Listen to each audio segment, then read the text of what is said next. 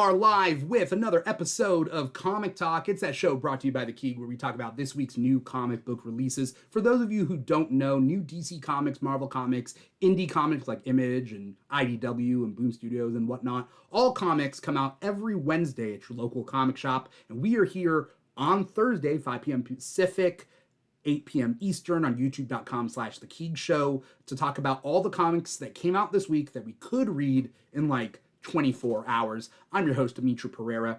And if you're watching us live, yes, you're watching us on youtube.com/The Keeg Show, or maybe you're listening to the podcast wherever you get your podcasts from, Apple Podcasts, Spotify, etc., etc. No matter where you're watching us, listening to us, digesting us, let us know you're out there. Hop in the chat, say hi, like, comment, subscribe, follow, write a review, do what you need to do.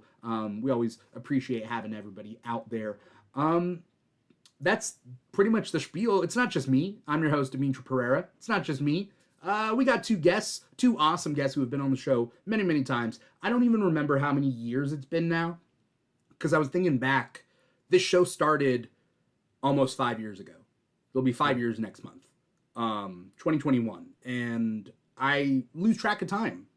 But I don't know. We got Ethan, aka Virgo Blade. Ethan, do you know how long you've been on the show? I feel like it's been 2 years, because I want to say I started like right around the time of like From the Ashes, X-Men era. I thought you were going to say too long. It's been too long. Way too long. I've overstayed my welcome. No, I feel like it's been 2 years. Okay. Which is kind of crazy because like it doesn't feel like that long. It's because like comics come out once a week, and then like you guys are on once a month, and then it just kind of like adds up over time. Yeah. March 2021 is when we first started this show. But I'm glad to have you. Two years. Damn. Happy to be here. I'm like a vet now. Yeah. It's I mean, there's a lot of newer people on this show now. So you are like the vet of the group. We also got another vet. We got salooning the vets. We got Drew, aka Drew X Deficit, here on the show also. I don't know when Drew came in. Drew, you know? I'm pushing 4 years. 2022 was my first show. Do you remember when? Like why? When, why, where, why, how, and who, and which? I remember very little about most of the things in my life. I'm trying to remember my earliest thought of you and like what you were talking about, like comic wise. I know that it was in an old apartment and I was dating my ex-girlfriend I'll never get over, and that's why I remember that. That's fair. But a lot has happened between now and then. I've met you in real life a couple of times, so that's that's cool too. I think the only person that's currently on the show right now in rotation that was around in the beginning is Ambrosia. I think Ambrosia started March of 2021. So,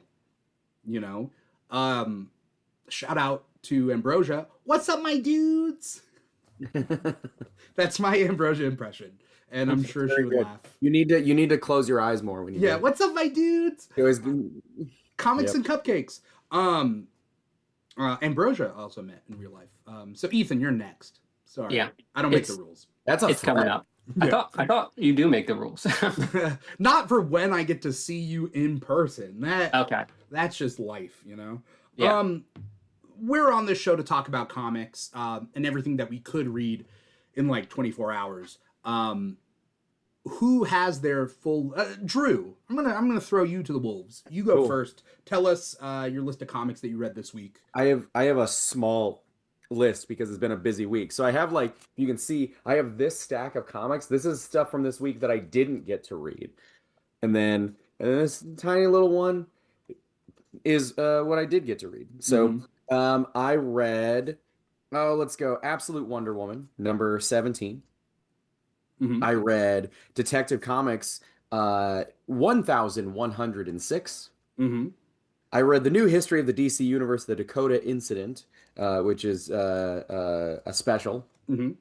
Over at Marvel, I read the new Punisher #1. And then from Mad Cave Studios, I read Is Ted Okay, #1. All right. That's a good list. I haven't, for anyone watching the show right now, normally I do play the covers, and I will a little bit later, but I'm still loading everything up, so bear with me. For anyone listening to the podcast, nothing changes, so don't worry about that. Ethan, what was your list this week? My list this week is The New History of the DC Universe, The Dakota Incident, Absolute Wonder Woman #17, Absolute Martian Manhunter #9, Superman #35, Justice League #16, Black Panther Intergalactic #3, Amazing Spider-Man Venom Death Spiral #1, Infernal Hulk #4, Wiccan #3, and Iron Man #2. I think that's it. Okay, nice. Mhm. That's a good solid list. I feel like we all kind of overlapped on a couple of key ones this week, and I'm interested to hear everybody's thoughts. My ones that I read this week: Punisher #1, Absolute Wonder Woman 17, Justice League Unlimited 16, Superman 35, Amazing Spider-Man Venom Death Spiral issue #1, Infernal Hulk issue #4, which I literally just started reading in the past month. I caught up, so all right. Iron Man #2, Ultimates 21, Flash #30, Rogue #2, Hyde Street #10 by Image Comics, Peril of the Brutal Dark, and Ezra Cain Mystery #1 from DC's new Vertigo line, Inglorious X-Force #2, Capes #4 from Image Comics, and Predator Bloodshed issue #1. Cool. Yeah, cool, pretty cool. When I tell everybody out in the real world what my reading list is, they say the same thing, but they say it more cool. With an eye roll. With an eye roll. Why are you telling me these 20 comics you read in the past day? Okay, so we all read a bunch of comics. I want to go over them, but first and foremost, let's go over our picks of the week. Drew, do you want to go over picks of the week? I will start. My pick of the week is Ted Okay, written and drawn by Dave Chisholm. I've got to know Dave over the last few years, and sometimes when you're put in a situation where you get to know somebody, right? And then you like, you read their stuff or you listen to their music or whatever, and you're like, oh, I like this person, so I got to pretend to like this. And so you're like, I really like it, right? I do not have that problem with Dave's work because it's always fantastic. He usually does a lot of work with like music. And this one is less musical than his other stuff, although music is still a part of it. It's a full-on science story that takes place in this like pretty dystopian world, and it's about a character named Ted who uh, his he's just got like a goofy job where he just makes things for the largest corporation in the world, which is called Einstein, but it's spelled like AYN hyphen STAYN. Okay. And but he's not really like the main character of it. The main character is the woman who like her job is also like through Einstein, and her job is to just watch him and make sure that he is like uh that he's being productive. Um and so like a lot of the story is told from the perspective of this person on this like screen who's watching Ted just go throughout his life. And Ted doesn't have a particularly fun life. It's very like he goes to work, he wears headphones so he doesn't have to talk to anybody. He He works on his stuff. He goes home. He plays video games. At 3 in the morning, he always has these like super violent thoughts, and they wake him up. And And she's watching him the whole time? he's watching him the entire time. And she starts to develop kind of like, it feels almost like kind of a responsibility for him. And so she's like trying to report like, hey, like something is wrong with Ted.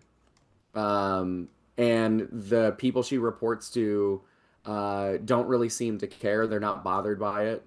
Um, she says stuff like, hey, I think like Ted is going through something. I think Ted's gonna hurt himself. And they're just kind of like, oh, well, you should talk to this person in this department. And just nobody really seems to care. So she kind of takes on the responsibility of trying to care for Ted, but from afar. Is it like the joke about like the CIA guy watching your TikToks? I mean, that's a pretty apt description, actually. Um, and it's being narrated by, this woman watching, and she keeps like saying, Ted reminds me a lot of you, but we don't know who you is at this point. And um, she follows Ted out into the real world, and something happens pretty crazy that is going to have larger implications later. That's all I can say. And who's the publisher on this? Mad Cave Studios. Okay. Okay. It's unfortunately I don't have a physical copy of it right now.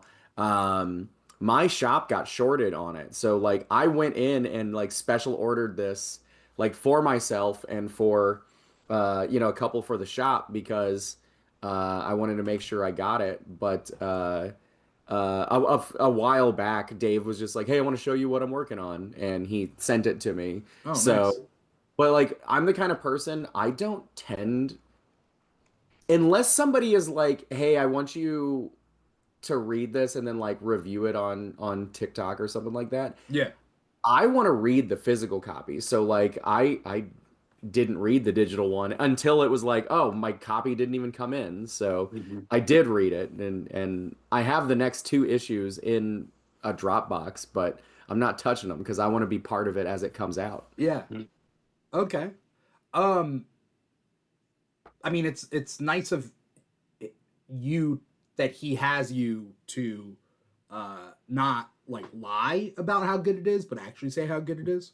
Um, Yeah, I mean, like when I say that he sent it to me, it wasn't anything like, "Hey man, I want you to know I want to know what you think about this," or like, like read this and tell people it's good or whatever. It was literally just like, "Hey, I think you'll like I think that I'm really proud of this and I think you'll like it too." And that was it. There was no Mhm. like he wasn't asking me to review it or anything. He literally was just like, "I think this is really good and I want to share it with somebody." all right.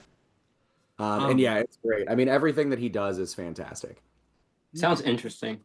Yeah. Like paranoia, like conspiracy. I'm Yeah, into that stuff. it's big. It's big on that. Like it literally Mhm. legitimately opens up with uh uh like the name of the news that Ted is reading online is called like the Paranoia News or something like that. Mhm.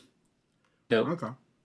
All right. That's is Ted okay issue number 1 from Matt Gibbs Studios. All right. Ethan, do you have an easy pick? Easy pick. Okay. To no one's surprise, my pick of the week is the new history of the DC Universe, the Dakota Incident. This is the one I've been waiting for.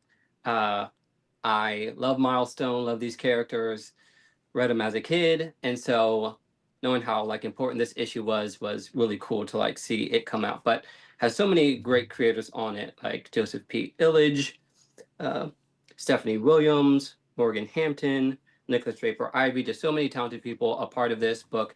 It was like a love letter to Milestone, but also to Static. Also introduced a cool new character called Beacon. He's the son of Rocket, also another dope character.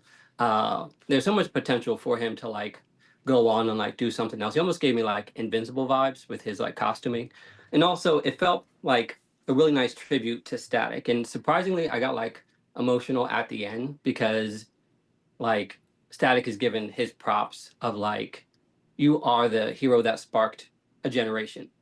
But at the same time, it also feels like he hasn't fully lived up to his potential. And as a Black fan who loves Black superheroes, he's like our biggest one, DC specifically. And it's kind of sad that like he's not been given the proper respect that he deserves, despite all this love behind him and push. And of course, there's things beyond the control of like, Milestone and publishing in DC. We're not going to get into that, but just the fact that there isn't more of an effort to push him is frustrating. So him getting his props was really heartening to see.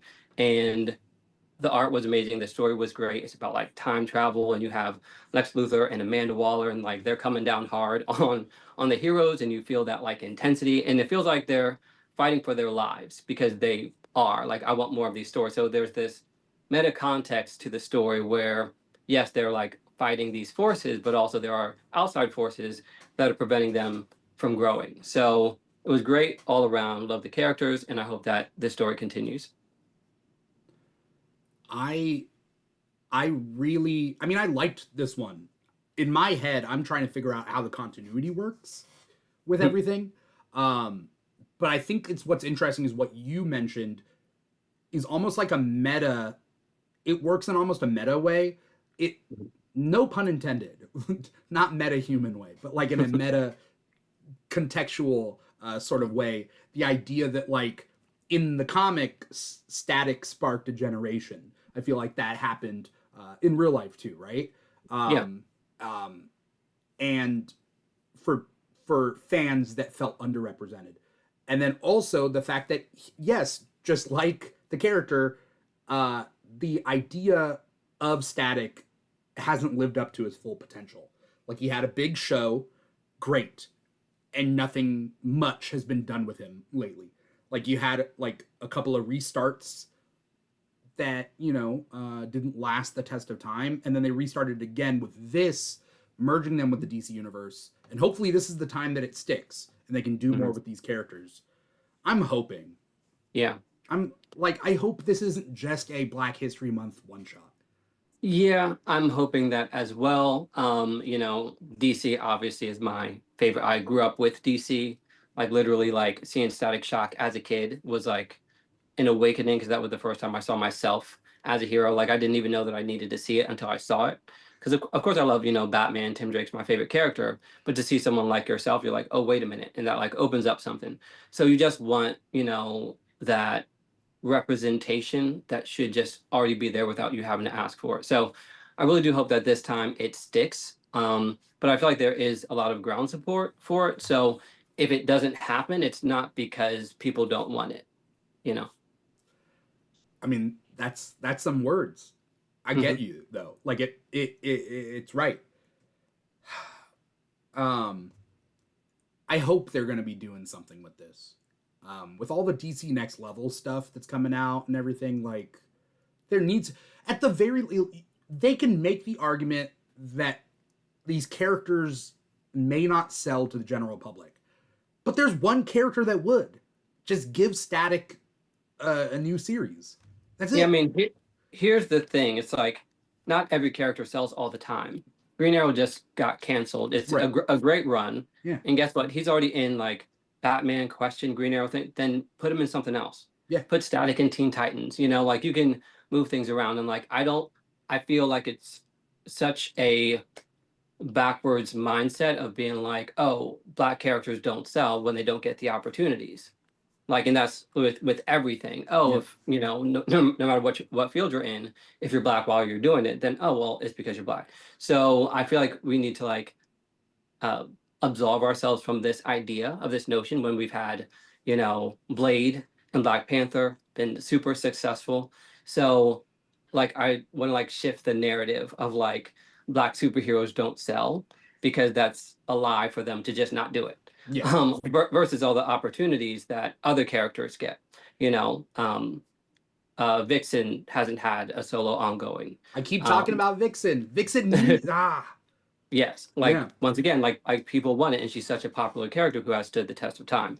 So, but once again, she hasn't been given the opportunity. So it's not so much that oh, they don't sell well. Even look at Marvel, the MCU with Ironheart, which did well, and Wonder Man, and that was without them pushing them as well. It's like there is support for them. So then it says that it's not really on the problem. It's not the fault of the people who Yeah. are actually wanting to consume it. Yeah, there needs to be an actual corporate push for some of these. Shout out to Mr. Nostalgia in our chat right now. Mr. Nostalgia says, yes, put Static on Teen Titans, no reason not to. Especially, yes, when there's 2 Teen Titans teams coming out. I mean, I would love it for there to be a third, sure, but like, there's at least 2, so what are we doing here, Yeah, he'd be perfect for Teen Titans. Yeah. Yeah. I'm still trying to figure out the way the timeline works with the way everything is.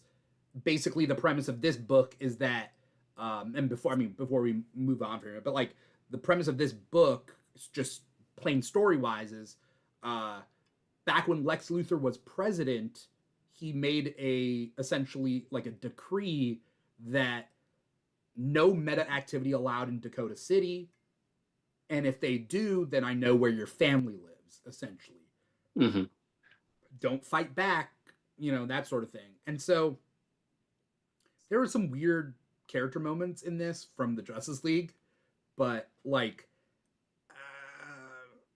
it seems like it was a bump just to move this story forward so that you can bring them back. Like the question is, why haven't they been around for this whole time, right? And so that's kind of what this was, but stupid ass Lex. Lex is gonna Lex, like so is Amanda Waller.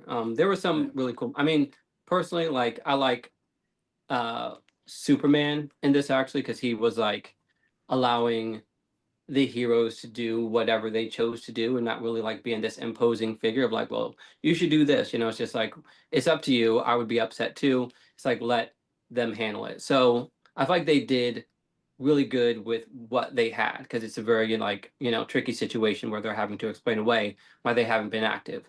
And in terms of like comic book logic, it makes enough sense for me to like be okay with it, as long as they move the ball forward, like okay.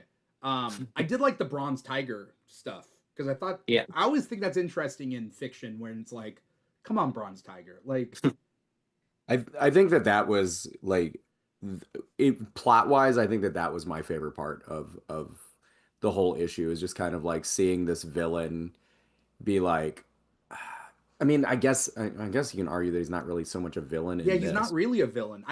He has a bomb, like the bomb in his head. Yeah, I mean, he's in the typical Suicide Squad predicament of just like, I gotta do this or bad things are going to happen to me, but like, where do you draw the line? And clearly, like, he found that line for himself in this. I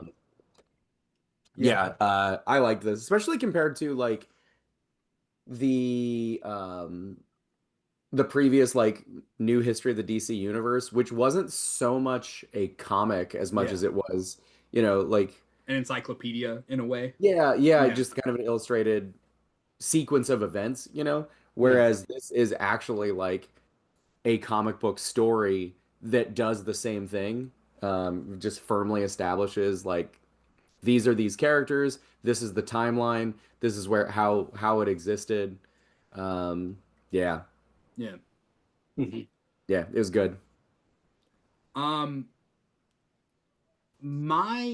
trying to think of what my pick of the week is as we move from this, because there were a good amount of comics that came out this week, and I also realized that I need to state it in the way that I said that you guys should. I didn't take my own advice. Okay, all right. My pick of the week this week is Absolute Wonder Woman issue number 17, written by Kelly Thompson, art by Hayden Sherman. Absolute Wonder Woman is just consistently a great comic for me. And I don't know whether it's getting old for anyone who, I mean, for people who are guests on this show or people watching this show, where every time this issue, like this series comes out, I keep saying it's my pick of the week. I just love it so much. I like the reinvention of the characters. the twists and turns they do on this. The art by Hayden Sherman helps a lot. Sure, makes everything as beautiful as it's written. And it comes to life. Kelly Thompson's character work is amazing, and there's still enough mystery and mythology in it that I'm like, okay, I'm in it. Did you guys read this one? Yeah, and I loved it too. Like, I feel like this one really, not that it like revitalized it, because it's been one of the most consistent comics, like week in, month in, month out. But the Giganta battle was like the WTF moment of the week for me, because I love it when Absolute Wonder Woman goes full magic. Like when she does something that's like crazy, like from the beginning with the Tetracide, and she increases the Athena blade to building size. Like in this one, like that the fight was spectacular, and it's like, but she put so much emotion behind the characterization so that it doesn't feel like spectacle for spectacle's sake. There's stakes with it. On top of the whole like Wonder Woman, Zatanna, like tango that's been going on, how they've been connected. Which I like need Zatanna to also have like her own ongoing series, because she's one of my favorite characters and I want her to have everything. Yeah, this was another top tier issue. Yeah. I like how they're tackling Zatanna essentially as a witch. She's not like a stage sorceress, right? Like she's not a stage magician. She's a witch. Yes. And like I also just like that they don't necessarily spell things out for you. You just gotta kind of like put things together. Because I kept looking at it and I'm like, is Giganta just getting bigger and bigger? Well, what clued me into that was like, why is Wonder Woman making the same spell over and over again? And I'm like, she already grew. What's going on? And then I looked at it and I was like, okay, Giganta's getting bigger and bigger. Why is she getting bigger and bigger? And then I noticed the click. There's like a click every time she goes up like one size. And I'm like, having me going page by page, going back and forth, being like, where was these clicks? Okay. And then kind of like figuring out from there. And then she's just beating up, building size Giganta. While at the same time, Zatanna's already like ran away, which great. She's not really a villain. She's just there to like do her thing. Cheetah thinks she can just run up on Wonder Woman and she just gets smacked away. And then she dies. She just gets killed. Which I thought was kind of sad. And then at the end, the reveal of it's not Waller doing this. Is it Veronica Cale? Veronica Cale, yeah. Veronica Cale releases another witch, I think is what they called him, but you can't really tell who it is, but it's like a fiery ghost thing, and you kind of get wisps of his face at the end. He's the one who kills Cheetah for a boon and magic. Do you guys have, I think I know who it is. People online pointed out some stuff, and I was like, oh, okay. I had other ideas of who it could be, but I'm pretty sure it's Giovanni Zatara. Yeah. Like that's my assumption. Because like I feel like they're using the whole how he like died with fire in the main universe, and it's like how he like returns here, but he's like in fire, but like he's partly skeletal, partly of like his face. Because most of the comics I read has been like post his being alive. Yeah. So when they go back to like Zatanna's history and they show him, he's like around that table, or like he like makes that deal and he like is burning. So I kind of associate him with fire. I went through my whole like encyclopedia in my head with like who it could be, and I was looking at it. I was like, has a hat on, but that could just be an absolute thing, like absolute hat, But like I was like, could it be, I ran through it. I was like, is it Constantine? Is it Felix Faust? Is it Gentleman Ghost? Because I saw that top hat. I was like, Gentleman Ghost. No. Okay.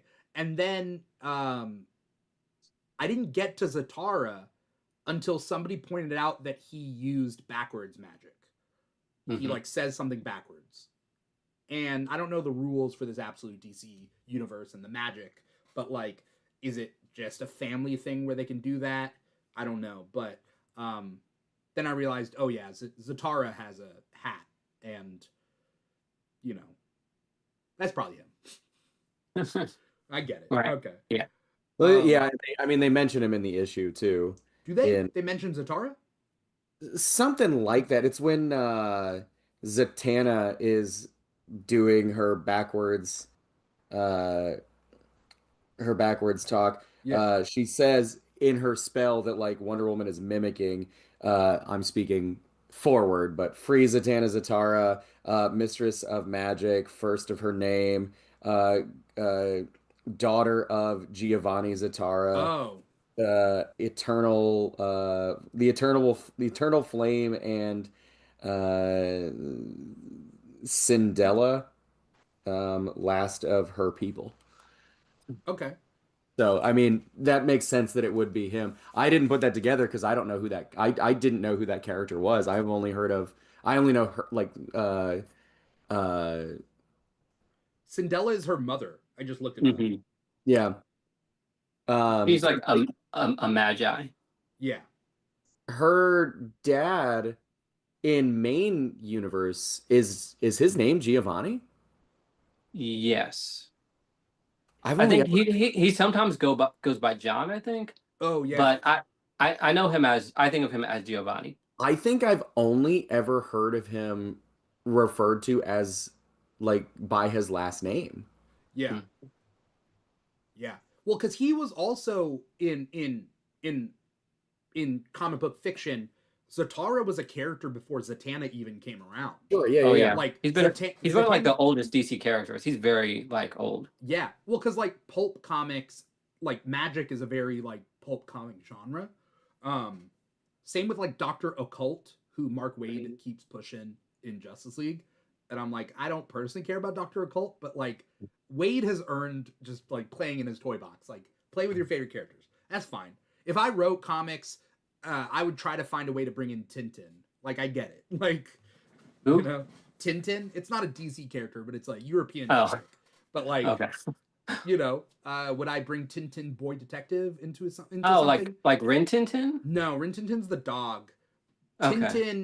Tintin. Spielberg made an animated movie of Tintin. He's like, I don't know. He's just a white kid from Europe, and he goes on like global adventures, and like it's very like, I don't know. Okay. It's like an old It's an Uh, old Belgian, Belgian comic. Yeah, Hmm. yeah. Cool. Never Um, met a Tintin fan. Yeah. Cool, because that's the thing. My dad grew up with European comics, so Mm. that's how I got into comics. And then, like as a kid, and then I Mhm. developed my own Marvel and DC taste. But Mm. it's worth checking out. Watch the Spielberg directed animated movie Adventures of Tintin. I think is just what it's called. Okay. It came out in like 2012, 2014 maybe.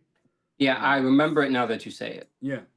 It's. Mhm. I mean, I love it. Anyway, that's a side note. Don't have enough time to go into all that, but absolute Wonder We'll do Woman it on the 17. Tintin episode. I wish. I mean, I love. That's a whole. I mean, I could. Well, Yes. the Tintin episode, the deep dive on the Keeg Talks. There are a couple of things that are so near and dear to my heart that I just never get to talk about that much on any of this stuff. Tintin and Animorphs. Tintin and Animorphs. I used to read Animorph books. That was like one of my first forays into like literature. Yeah, yeah. Mhm. And Second don't get me grade- started on Animorphs. Animorphs. Yeah, the second grade me was eating up the Animorphs books at the Scholastic Book Fair. Yeah, Mhm. yeah. I remember this is totally true, and I'll let us move on after in third grade. I had an assignment where I had to write a story using like the 5 or 6 or whatever vocabulary words that we were given. And I was never one to do things the easy way. So I always wanted to write just like long stories. And I pretty much lost half a year of recess because I had to stay inside working on this assignment that I just never turned in because I was just writing a story. And all it was me copying the first Animorphs book. Like not verbatim because Yeah. but just like copying the plot of it and trying to make it like 40 pages just of handwritten. I Uh, did very similar things. We had creative writing in my like third grade, fourth grade, fifth grade class because we had the same teacher for 3 years, and like she gave us like packets to do.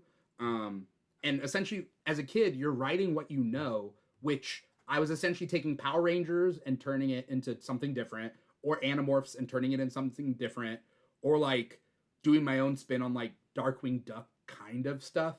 yeah. Making people into animals and like animal cartoon characters and drawing my own stuff. Anyway, whatever. This is beside the point. We got a shit ton of comics we got to get through. So what we're gonna do is we're gonna hit the rest. I mean, at least we hit our picks of the week. But like, throw something out and then we got to talk about it real quick. For the sake of time. Yeah, real quick for everything. All right, you call the shots, dealer.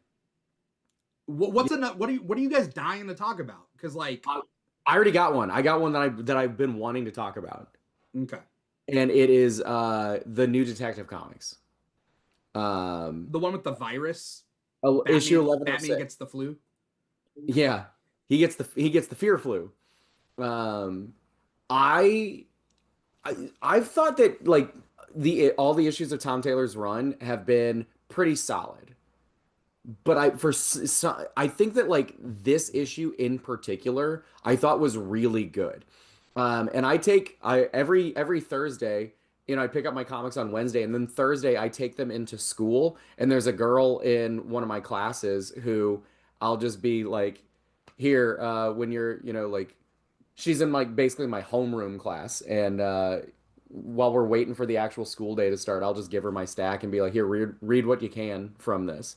And I was reading Detective while she was reading Phantom of the Opera. Mm. And then when she finished that, I was just like, yo, you got to read this. I think you'll really like it. And yeah, I mean, I just thought that this was such a solid issue. Um, it's the finale of the current arc. Um, yeah, he's got a flu, but the flu is that the flu is that whoever has it stops feeling fear. And so this sickness was developed to make the people of Gotham not be afraid and not be inhibited. And for some people, it's really good. You see things like a kid coming out to his parents. You see a guy quitting his job that he doesn't like. But then when you turn the page, it's like, um, people committing acts that they would normally be too afraid to do. Yeah. And then it culminates with a group of people who are not afraid to stand up, like a mob of people in the street, not afraid to stand up to the police. But then the police are also infected by it, so they're not afraid to hold back. Yeah. And it just becomes like A a powder big, keg. yeah, yeah.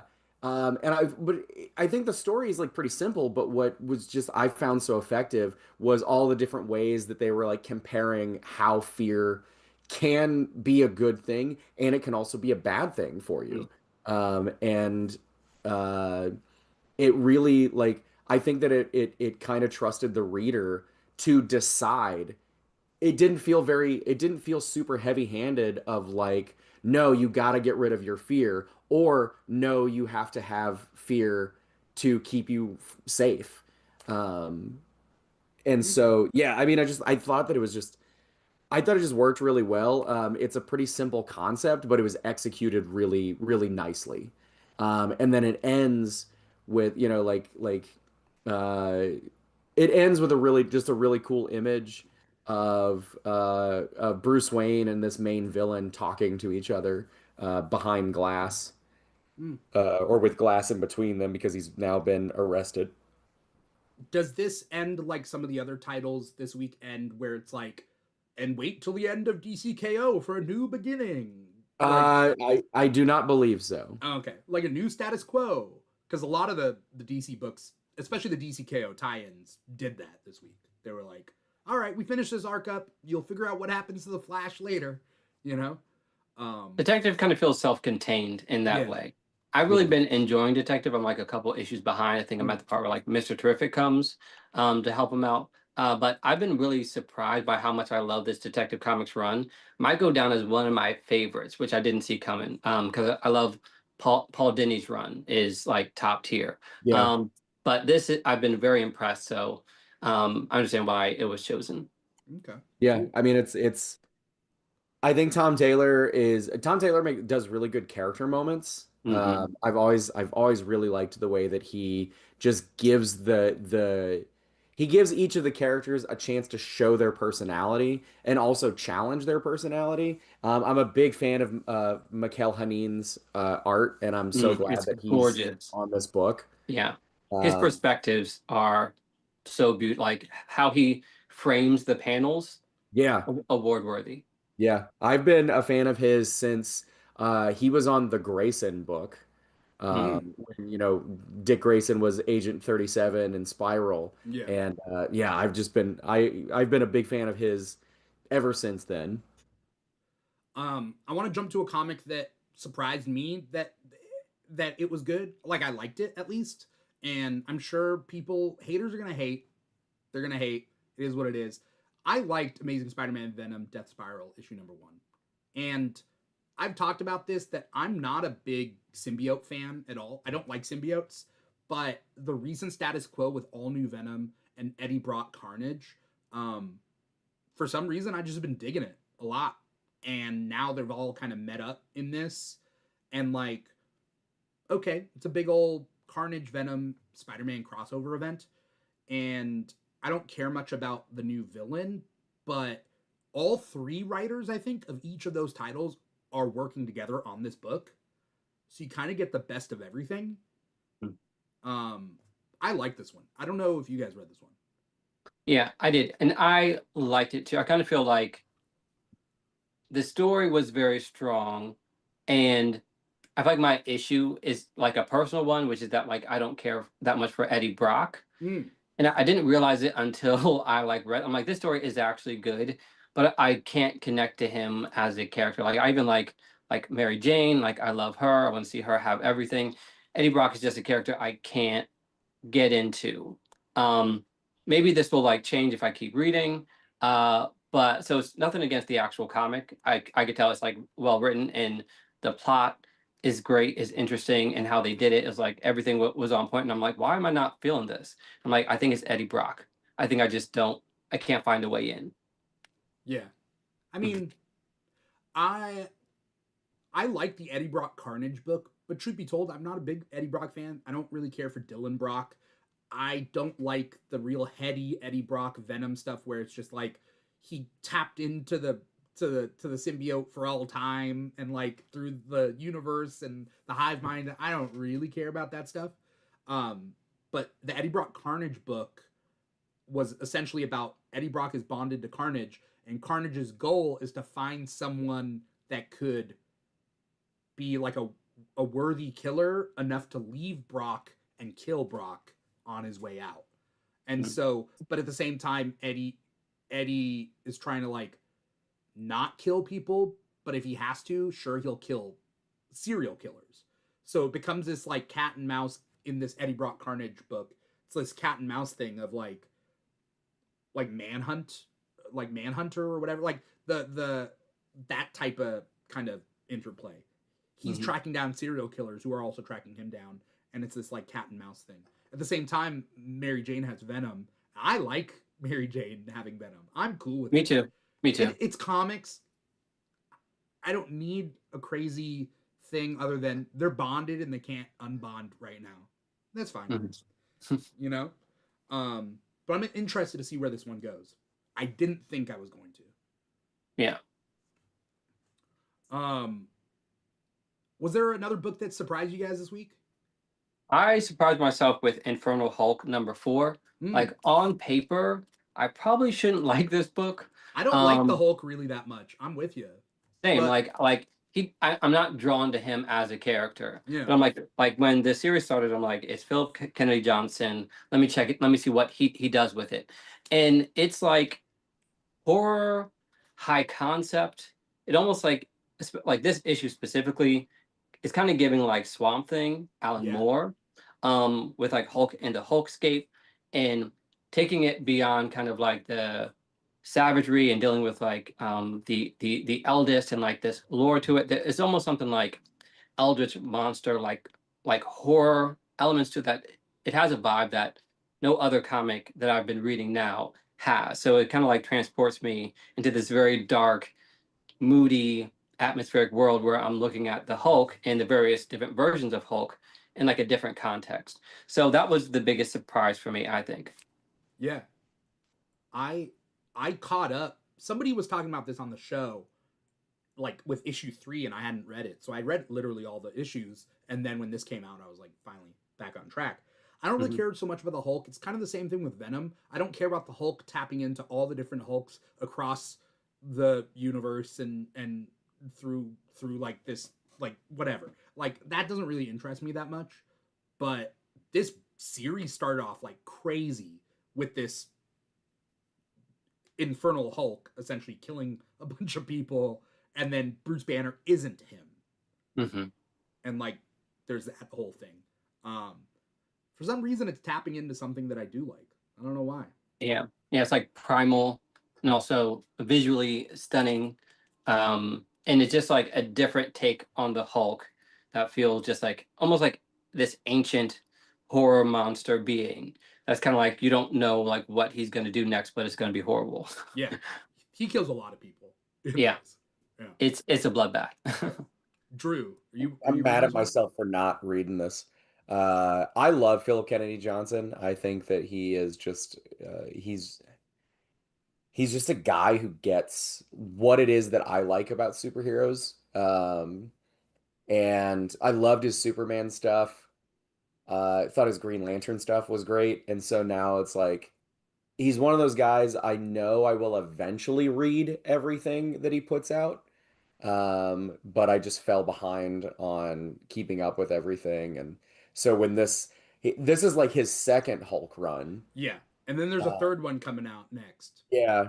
And I read like the first issue of the first one. I thought it was great and then didn't keep up with it. And so now I didn't even know that this one was starting. And so now I'm 4 issues behind. And it's like, I want to read this. And now, especially the way that you're describing, it's like, yeah, I need to do that. Yeah, It's you'll love it when you read it. it's again, writers who can take a character that I don't really like and make it like that I'm looking forward to the next issue. It's a lot to ask, but Mm-hmm. I'm a big believer that all characters can be written well with like an innovative pitch or a new premise or whatever. Or some characters are easier to write than others, sure, but like no character is too far gone, you know? Mm-hmm.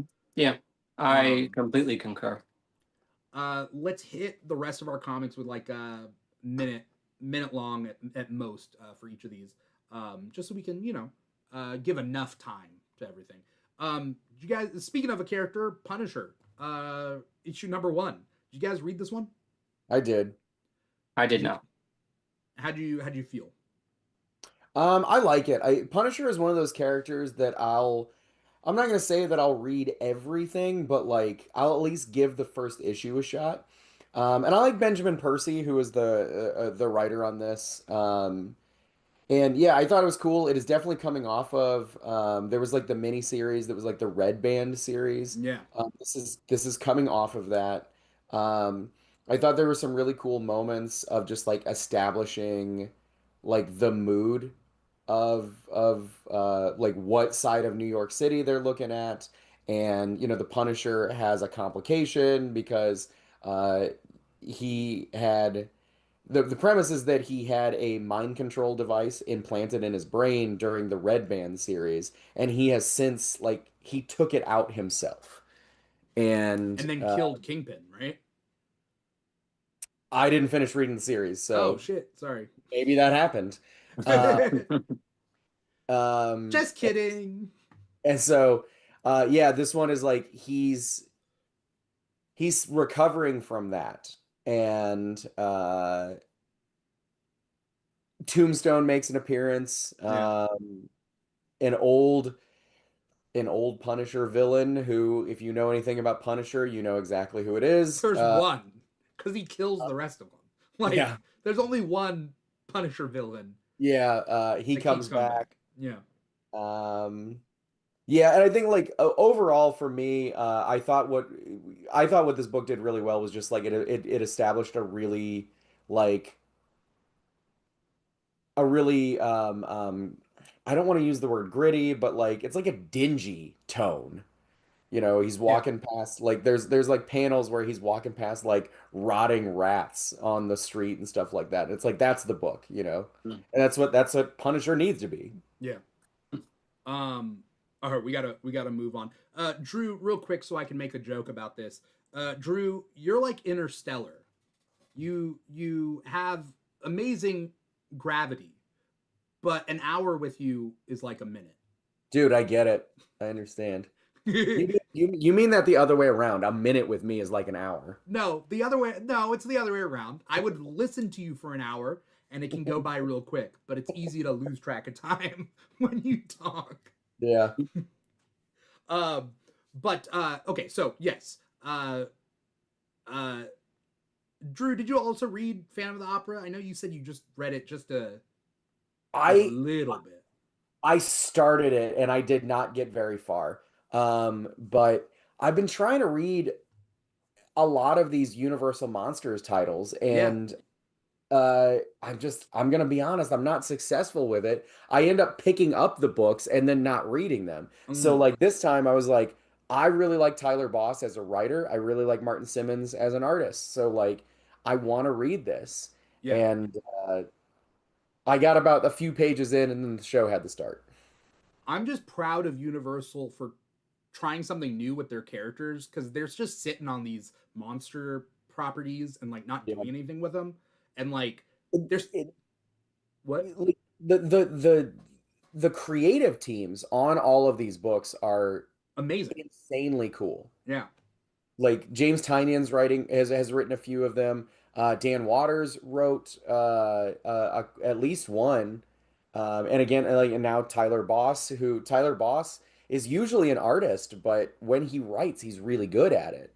So I like that he gets to have the writer spotlight here. Yeah. And then yeah, I mean Martin Simmons doing art here. Danny doing art on I believe it was Creature from the Black Lagoon, or maybe it was Frankenstein. I can't I remember. read Frankenstein. I read Creature from Black Lagoon. I read The Mummy. I didn't finish The Mummy, That's the actually. one. Danny was on Mummy. Yeah. Yeah. Okay. All right. Well, shout out to Universal Monsters line of comics from Image Comics by way of Skybound. Um, Ethan, did you read Absolute Martian Manhunter 9?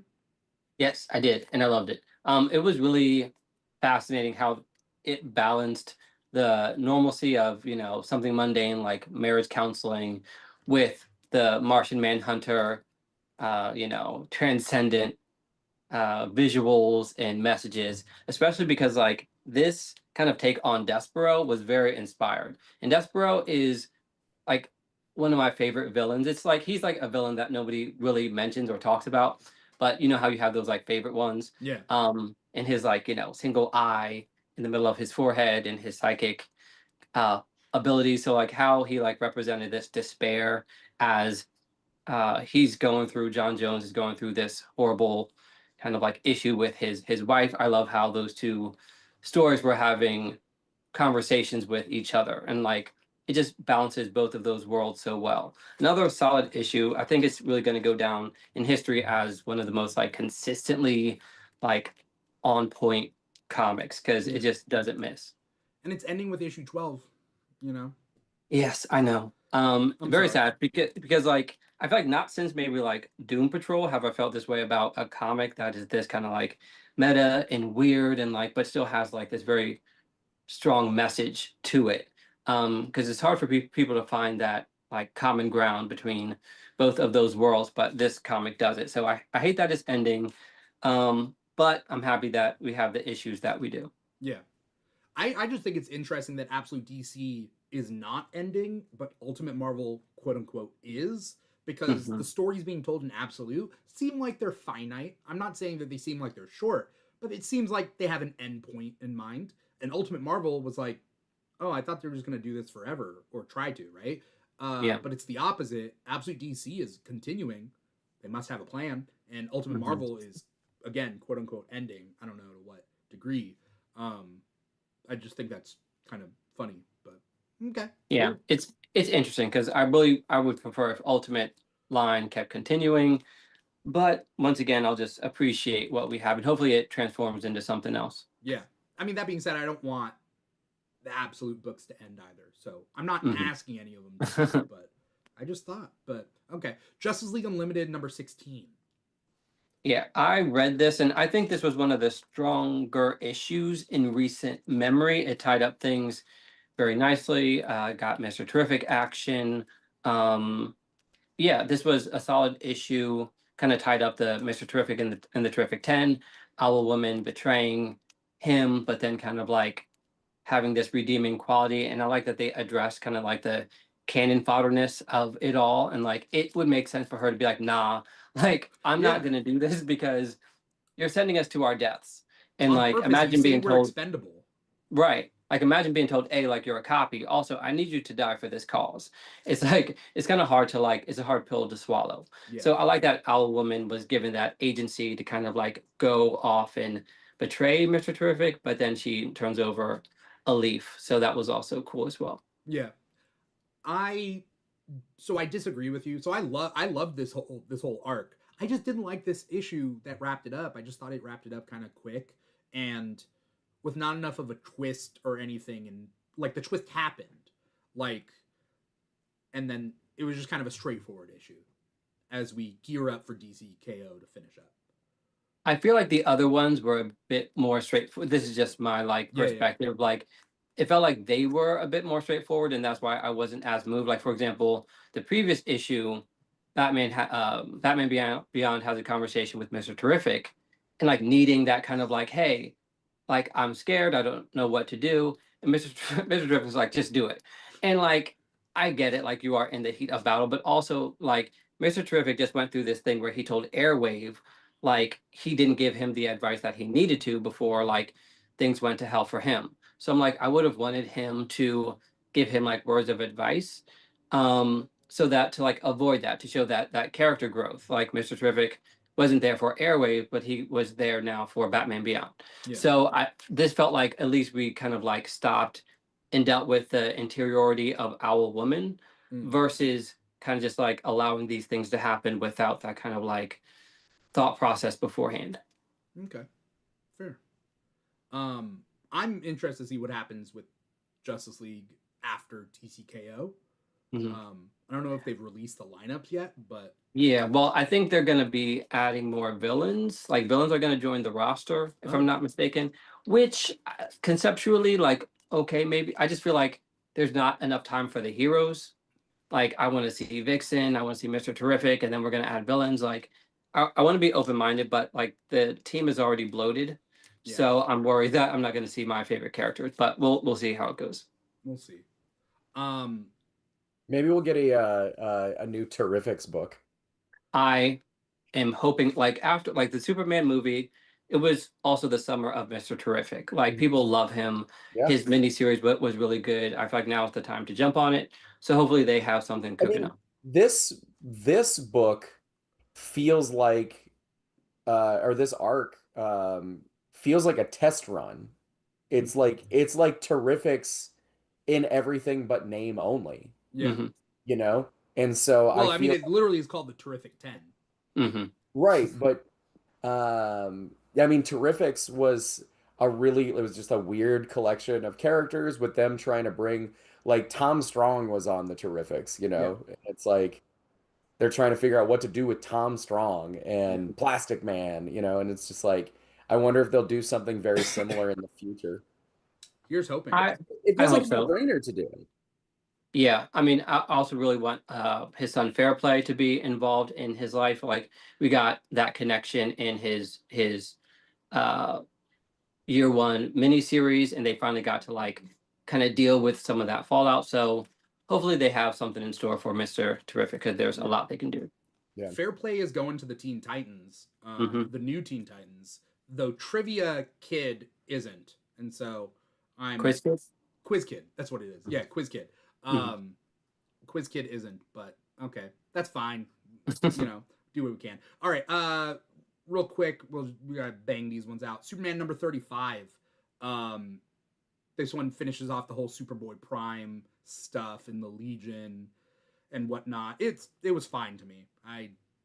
I read it, I liked it, but also it seems like they're preparing for Reign of the Superboys or whatever. And so I feel like Superman's not coming out of DCKO. He's either dying or something. Something's happening to Superman after this event. Yeah, and like I'm kind of sad to say because I didn't think that I would be here, but I feel like I'm actually happy that Superboy Prime is going to take over. I'd never thought that those words would come out of my mouth. He killed Connor Kent Superboy, like, and that pissed me off. But at the same time, I kind of feel like Superman, like maybe they need to like put him on the bench for a time because um he's not necessarily like meeting the moment of like DCKO and then his fight with Homelander. And I'm like, yeah, it's time to like have some new blood to really see what this mantle can do now because I love Superman, but he obviously is more of a reactive person instead of like a proactive one, which you understand he has a certain mold. I don't want Dark Superman. I'm not asking for that, but at the same time, it's like I did want to see some like growth of his ethos kind of evolve in DCKO, and it really hasn't. And he got marked, so it's like he didn't learn the like lesson he was supposed to. And once again, not that he's supposed to like become this dark edgelord Superman. I don't want that. But at the same time, it's like with Absolute Superman and the Absolute Line and how they're dealing with it, like I'm more on board with that Superman. Yeah. Like he just like confronted Toymaker like in his face, like don't mess up or I will pull up. Yeah. Like I need that type of energy, especially with the world that we're living in now. The classic kind of messaging isn't working. So I'm excited for the next kind of like era of where these super books are going to go. As someone who, like, one of my favorite books is 52, not New 52, but 52. Love it. And I think we've talked about this before. Mm-hmm. I love the idea that so many characters got the spotlight in 52 by virtue of Batman, Superman, and Wonder Woman not being there at all. Mm-hmm. And I'm okay with post DCKO, the reason they're doing Next Level. Maybe the three of them are hands off. Or maybe that's not even fair to Wonder Woman to say, because I would love a new Wonder Woman resurgence, but if that's the price we have to pay for like some of these other characters, Zatanna, to get her new solo series, like fair.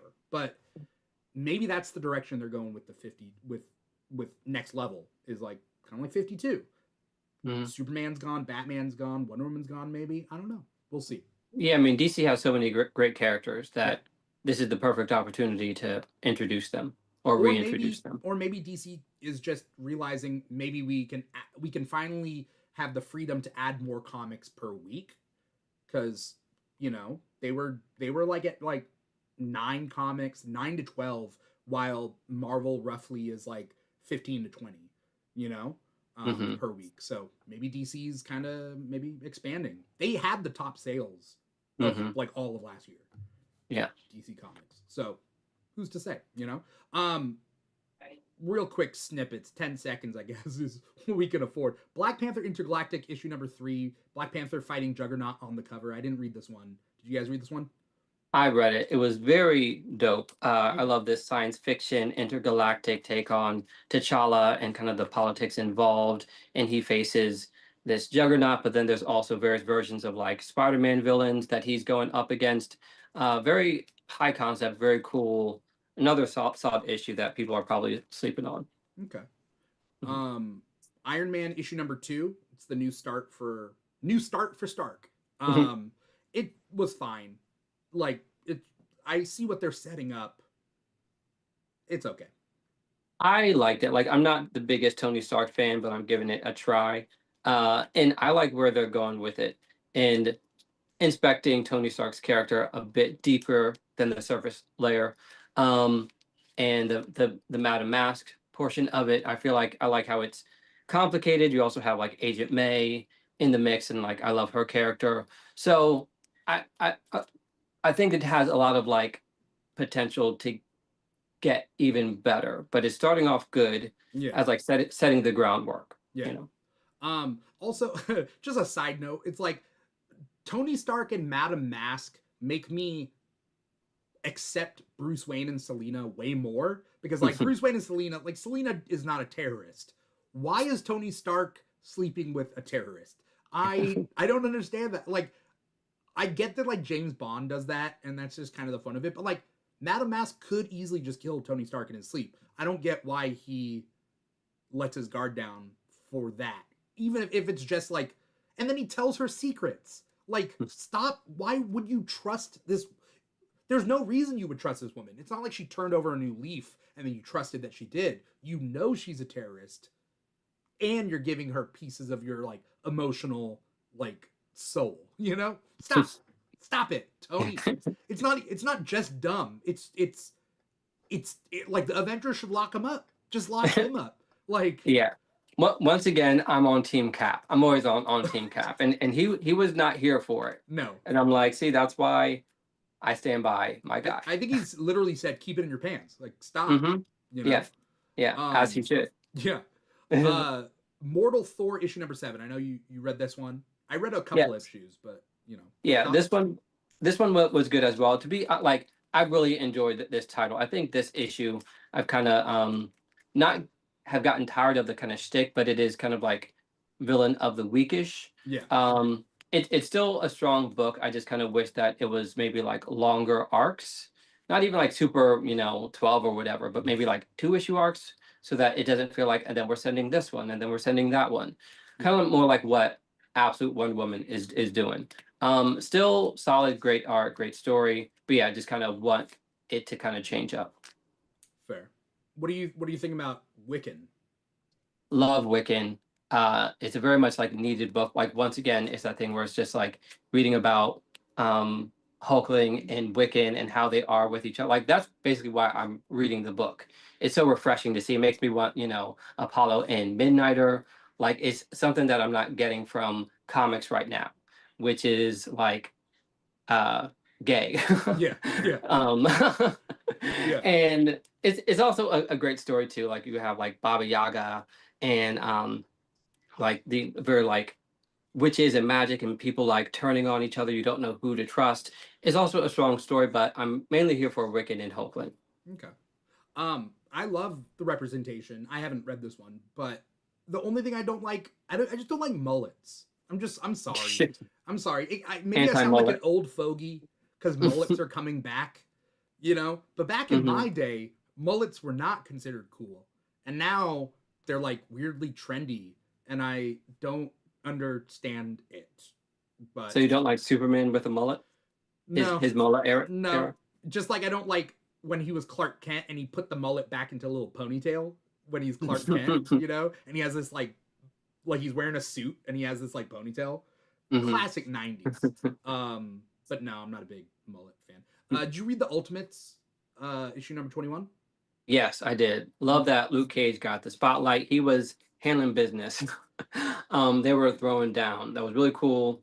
I love the Emmanuel DaCosta story. Yeah, this was all, like, Ultimates has been consistent as well. Very sad to see it go. Yeah, another great issue. And you can tell it's leaving because they're throwing a lot of characters and their power sets out there just as like one-shot kind of characters. And I do have to say though, like, I am digging it though, I hate Emmanuel DaCosta and I'm glad for the ending. I hate him so much, but also the Ghost Rider in this universe, he rides Cerberus, which, as someone I'm not a motorcycle fan or like even a car guy, I'm not that. But what I am is a dog guy. And if the devil came to me and he's like, I will curse you with the spirit of penance, or spirit of vengeance, and I'd be like, well, I don't want a motorcycle. And they're like, no. But how about a 3-headed dog? And I'm like, yeah, set me up for that. All right, cool. That would be cool. So you'd be the perfect candidate then. Yeah. And not just that he has Cerberus, he gets to ride on Cerberus. That's cool. So would I sell my soul for that? Maybe we'll talk. I feel like it's a solid yes. we'll see. Without thought. Yeah. All right. So I think that's it for yours, unless you read Flash number 30. No, I'm a couple of issues behind. All right. So the couple more issues that I read this week, just really quick thoughts. Flash number 30 finishes off the Impulse Point story arc. It was fine. It was just an ending. They knew they had to wrap it up in like one issue before DCKO continues. It's fine. I don't know. It's whatever. I love the Flash. This wasn't the strongest issue for me. Rogue issue number 2. The art is amazing. The mystery behind Rogue, basically, she has these memories that she's trying to figure out, and she goes to talk to Mystique and Destiny about it. But she's also like getting a bunch of people's powers all at once, and her like memories and her powers are going haywire. Pretty solid, solo series for Rogue. Another comic that I really love is Hyde Street. Hyde Street issue number 10 by Image Comics came out this week. It's been on hiatus for, I think, a couple months now. It is Twilight Zone meets like horror in a way. Like there's like, I don't know. It's hard to describe. I've described it before. Definitely worth picking up. Peril, the Peril of the Brutal Dark, an Ezra Cain mystery, is the new DC Vertigo book. That's at issue number 1 that came out this week. You guys didn't read this one, right? Right. Okay. So I picked it up, but I didn't get to read it. Okay. So it's very like noir pulp comic. Like it's purposely giving that vibe. I'm trying to figure out whether there's magic in this universe or not, because the MacGuffin is Hephaestus's anvil, but I can't tell whether they're going like the Indiana Jones route where there's no magic up until the artifact, or it's just it's just like for the purpose of like people killing each other over it. I don't know. But it was really good. So shout out to DC Vertigo. Pretty solid start. I'll say that. Real quick then, Inglorious X-Force issue number 2, not as strong as issue number 1, but I'm still in it. I like the characters in it, and pretty solid. Capes issue number 4, that's from Image Comics. It is an Invincible Universe sort of spin-off about a corporate superhero team, and some of the fun of this isn't really the superheroes as much as it is the world building of like, do you get paid overtime when there's a reboot in your universe and time doesn't matter? Like you're clocking in hours, but like the last 8 hours got rebooted. This series talks about all that. It talks about do you get back pay if you get shunted forward 20 years into the future? Do you get paid for those 20 years? No. The answer is no. Because the corporation will try to argue that you didn't technically exist for those 20 years, so you don't get back pay. That sounds realistic. Yeah, it's funny in that way. Like it's super funny. It is a more satirical comic in the Invincible universe than some of the other Robert Kirkman stuff, but it's fun. Clock in and clock out. If you're not clocked in, do you have to fight a big old villain? No. Not really. You're not clocked in, And then last but not least, Predator Bloodshed issue number 1. The art on this, I would say, like, first and foremost, the art is so good on this. The premise is kind of funny. There's like a illegal underground martial arts tournament, and then the Predator drops in there and starts killing people. Like that part, pretty simple, but like a pretty fun read. This one's by Marvel Comics by way of 20th Century Studios. So, I read it. I'm a fan. I'm going to read the next one. All right. Those are my thoughts on that. I think that's everything that we read this week. I think that's it. All right. My list was very, very small, so I was just kicking back, listening to you guys for a while. I saw you drooling over there. Drool X deficit. That's what they call it. Because you just, Anyway, I don't know where I'm going with this. Moving on. Thank you guys so much for coming on this show and talking comics. We all read a bunch. We talked a bunch. Sorry we had to pick up the pace at the end a little bit, but time is what time is. Before we get going though, Ethan, where can we find you? What do you got coming up? Anything you want to plug? I'm Virgo Blade. You can find me on TikTok, Instagram, Twitter, Blue Sky. Just more videos talking about TVs, movies, comics, and books. So just stay tuned. Awesome. I would say, Ethan, homework for you, if you want the homework, watch the Tintin movie. It's fun. Okay. I'll see if it's on any of my streaming apps. That's the problem too. Yes. Yes. There are certain movies out there that are like in limbo, and it's just weird. But okay. And it's always the random ones that I feel like are the hardest to find. Yeah. That you have to like pay for. You know, like why should I pay for Page Master? Like that's true. Yeah. Why would you want to? I haven't seen it since I was a kid, and I loved it because I love books. Yeah. And like the books come alive, and like there's horror and fantasy. Like I need to see it again because I haven't seen it since I was like 8. Yeah. Coming from somebody who watched it recently, it's better to have that memory. Really? Is that bad? It's awful. Oh, wow. Okay. I only remember the trailer that I watched over and over again because it was in the beginning of a VHS. I forget what. Maybe it was a Home Alone 2, Lost in New York. I remember that as a kid, and I would just watch the trailers over and over, you know? But anyway, beside the point. Yeah, let me know how Page Master goes, and let me know how Tintin goes. Drew, If I can find it. Where can we find you? What do you got coming up? You can find me in around the internet. Drew X Deficit is my name everywhere. I just put out a 5-page comic about my vigilante character who I can only describe as what if the Punisher was explicitly a left-wing character. And it's about ICE. And so just put that out yesterday online. I'm playing shows with my band Like Heaven in Nashville on March 6th and Atlanta on March 7th. And then I'll be back home making comics, writing stuff, doing stuff, whatever. Cool. When are you gonna tour to California? You know? That's harder to do than you think it is. I'm sorry.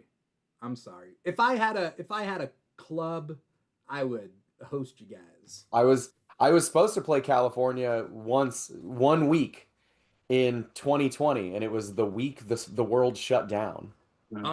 So that would have technically been before I knew you, but as That's Drew true. and I, little lore that we figured out, it might not have been before we met each other. It was well after we met each other the first time at that Pyology in St. Louis. in on Lee May Ferry in St. Louis. A little piece of lore, Ethan, is that I'm from California, but I went to St. Louis to open up a Pyology because I was part of the training team. Drew supposedly went there in that first week of opening where we were giving away free pizzas. So Drew and I would have been face to face. I just hadn't met him until 5 years later. You know, that's the episode of the flashback episode of a sitcom. If like you know, where it's like, oh, these characters met before. They just I'm like didn't remember. 90% certain that you served me. I mean, probably because I was there for all the shifts because we had to train. So we had to train morning or like afternoon and night shifts. So, you know, I was there working double time. So, you know, it is what it is. Little piece of This was like destiny.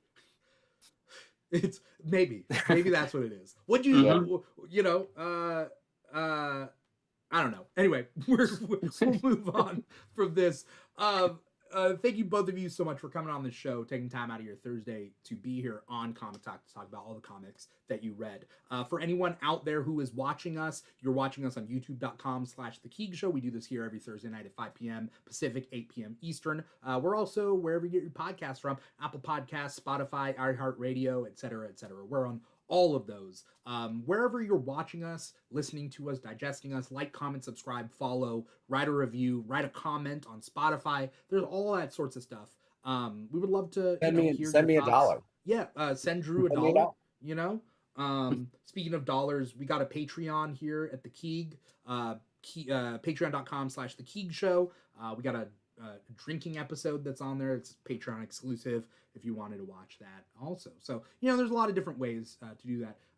Support your local comic shops. Go to comicshoplocator.com, find a comic shop near you, and also support your local public libraries. That's also super important. Both of them are helping with reading, and both of them have comic books. So, there you go.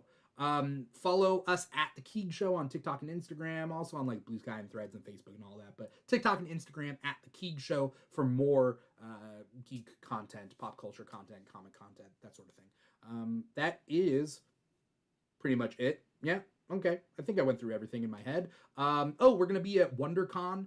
I can't tell you exactly what for, but in an official capacity, we're going to be at Anaheim WonderCon. So I think I could say we're doing a panel. We're doing a panel at Anaheim WonderCon. So, come out to that. And then maybe San Diego Comic-Con. And then maybe New York Comic-Con. Who knows? Anyway, that's pretty much it. Thank you, Ethan. Thank you, Drew, so much for coming on. Thank you to everybody out there for watching and or listening. Once again, I'm your host, Dimithri Perera. This has been another episode of Comic Talk for the week of February 26th, 2026. Take care, everybody. Bye. Peace out.